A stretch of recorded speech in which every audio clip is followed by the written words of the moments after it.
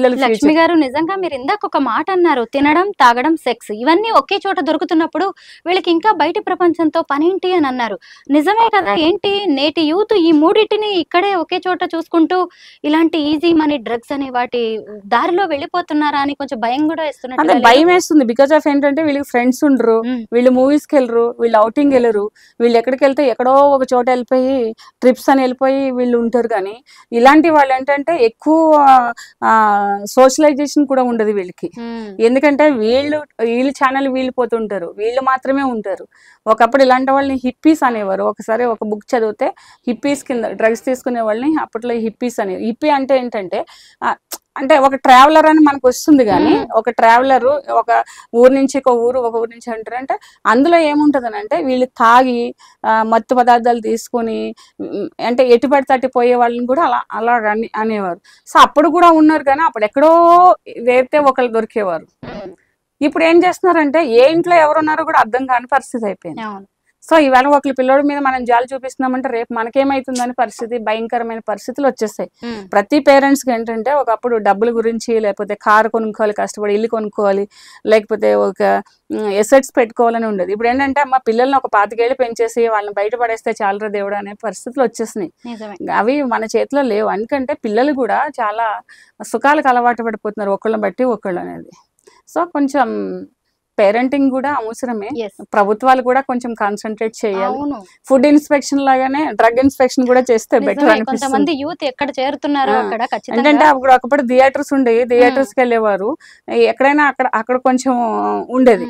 ఇప్పుడు థియేటర్స్ అనేవి ఆ కల్చర్ పోతుంది రాను.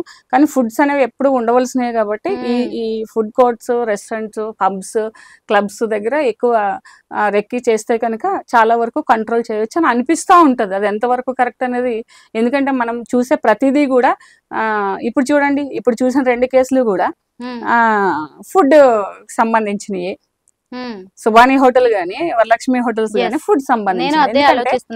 యూత్ ఎక్కువ కూడా ఇంట్లో రోజు ఇదే టిఫిన్ చేస్తావమ్మా, రోజు ఇదే కర్రీ చేస్తావు అని చెప్పేసి తిను అనేసి అంటున్నాం. పైగా నార్మల్ ఫుడ్ లవర్స్ లాగా వెళ్ళిపోతారేమో, జస్ట్ ఛాన్స్ లేదు.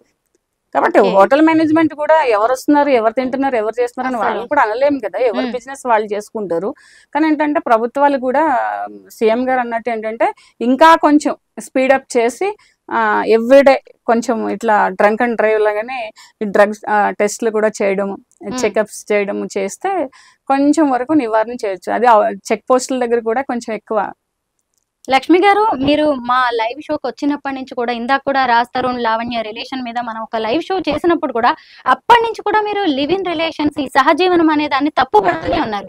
నిజంగా కూడా చూసారా, అంటే వీళ్ళిద్దరు కలిసి ఉండడం మొదలైంది అంటే ఎవరు వాళ్ళని పెద్దగా అబ్జెక్ట్ చేసేది, అడ్డుకునేది ఏది లేదు.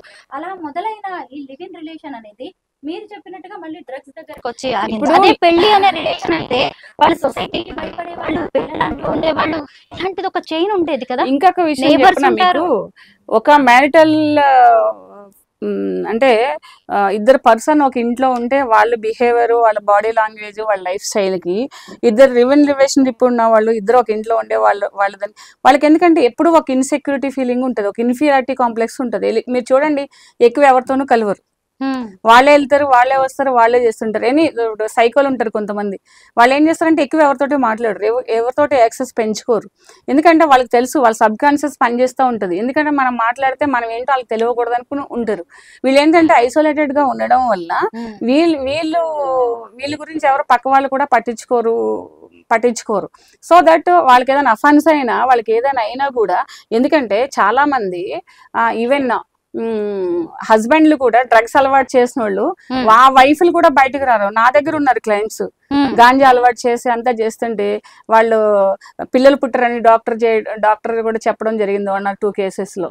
ఎందుకంటే వాళ్ళ సర్కిల్ అంతా ఎవరు ఉంటారు చెప్పనా, ఒక లివ్ ఇన్ రిలేషన్షిప్ ఉన్న వాళ్ళు ఉంటారు, దురదృష్టవశాత్తు వీళ్ళు పెళ్లి చేసుకుంటారు. వీళ్ళిద్దరు పెళ్లి చేసుకుంటారు. ఆ మిగిలిన 3-4 ఫైర్స్ అంతా కూడా ఇదేంటి లివ్ ఇన్ రిలేషన్ ఉన్న వాళ్ళే ఉంటారు. ఎవరితో కూడా తెలియని డ్రగ్స్ లాంటివి తీసుకున్న తర్వాత అట్లా చాలా బయటకు రానివి చాలా ఉన్నాయి. సో దట్ ఎందుకనంటే తల్లిదండ్రులు కూడా మనకి ఇంకేం చేస్తామని వదిలేసే పరిస్థితులు ఉన్నాయి. ఇప్పుడు మనం గర్ల్స్ అంటే గర్ల్స్ని ఇట్లా అంటున్నారు, ఆడపిల్లలు అలా అనొచ్చా అంటారు, మగవాళ్ళు అంటే మగవాళ్ళు ఇలా అనొచ్చా అంటారు. లైఫ్ అనేది ఇద్దరికి ఇంపార్టెంట్ కాబట్టి ఇద్దరి గురించి అంటాము. ఇద్దరు పేరెంట్స్ బాధపడతారు ఏదైనా అయితే, ఇద్దరికి కష్టమే. అడిక్ట్ అయిపోయి ఉంటే నాకు తెలిసి ఒక ఆ టైం కదా, లేకపోతే కట్ చేసుకోవడము, ఇంట్లో విసిరేయడము, తల్లిని కొట్టేయడము, తల్లిల మీద పడడం, అక్క చెల్లెల మీద పడడం, అది ఇంకొక లెవెల్కి వెళ్ళిపోయిన తర్వాత చాలా ఘోరంగా ఉంటుంది. 1 or 2 కేసెస్లో నేను చూసాను కాబట్టి నేను చెప్పడం జరిగింది. మస్తాన్ సాయితో లావణ్య రిలేషన్ కి సంబంధించి అనేక విషయాలని మన ఈ స్టూడియోకి వచ్చేసి శేఖర్ భాష చెప్పడం అనేది జరిగింది. ముఖ్యంగా 2021 నుంచి వాళ్ళిద్దరికి ఒక రిలేషన్ అనేది స్టార్ట్ అయింది. ఆ తర్వాత 2023లో గుంటూరు పట్టాభిపురం పోలీస్ స్టేషన్ లో లావణ్య అతని మీద కేసు పెట్టింది. ఏం కేసు అంటే అతను ఏదో వాళ్ళ చెల్లి పెళ్లికి పిలిస్తే వెళ్ళాడు.